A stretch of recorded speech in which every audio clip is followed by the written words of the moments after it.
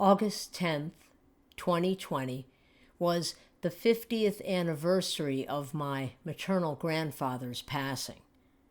It was also the evening that Mom collided with a self-portrait from my Anxiety of Influence painting series, the one inspired by Caravaggio's Boy with a Basket of Fruit. She had no power from August 9th through August 11th, and the evening between the 8th and 9th had passed without incident. But during the night between the 10th and 11th, she and my mural-sized two-dimensional likeness crashed. Or at least, this is what my brother thought when he saw the minor cut above her left eye and the painting leaning against the wall. Before this mishap, everything was going well apart from the usual inconveniences brought on by a power outage. Mom had spent most of August 10th at my studio with me and thoroughly enjoyed herself. I gave her lunch and we exchanged light conversation as she watched 2 old movies and I made fingerprints for my Holocaust memorial. The most amusing thing was when she drank 3 cups of maple bourbon flavored coffee.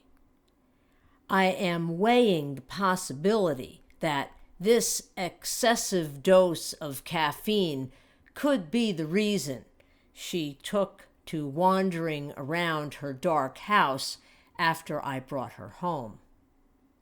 When Tom informed me about her eye, I rescheduled 2 remote personal training sessions and drove to her house to assess what had happened there and bring her back to my studio. After I got there, I checked out the cut on her eye, fed her cat, packed an overnight bag, and looked around the rooms on the main level of her house. When I opened the door of my old bedroom, it looked like my 20-month-old daughter had snuck in when we weren't looking and wrecked it. An upholstered bench was turned on its side. A series of broken Christmas tree balls were scattered on the floor. A night table was askew. One of the table lamps was on the ground, and there were loose papers, counter cards, and magazines strewn about like wind-blown leaves. Mom bumped not only into my self-portrait. I think she went into that bedroom to deposit or remove an item, knocked into a flotsam or a jetsam, and suffered a minor fall. Do you know who Dory is? Dory is the character next in importance to the protagonist of the animated film Finding Nemo, and the central figure of its sequel, Finding Dory.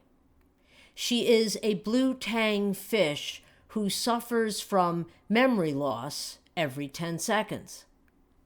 Asking Mom how she got the cut near her eyebrow is like asking Dory the same question, and this observable fact has made me a competent detective. I could be wrong, but I know my late grandfather wouldn't make a mess like that on the anniversary of his departure and believe he would go to great lengths to protect his daughter from a disastrous fall. Yes, I am calling the outcome a miracle.